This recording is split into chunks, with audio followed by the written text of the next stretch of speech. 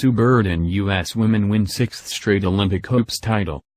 The dominant U.S. women's basketball team won a sixth consecutive Olympic gold medal in impressive fashion, routing Spain 101-72 on Saturday. Diana Taurasi and the Americans played nearly flawless basketball in Rio, and were never challenged. They have won 49 consecutive games in the Olympics, with only one of those decided by single digits. Seattle Storm guard Sue Bird started and played 17 minutes after missing the semi-finals due to a knee injury.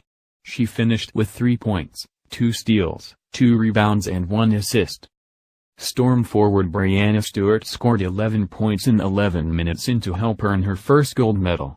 She also added 2 rebounds and 2 assists.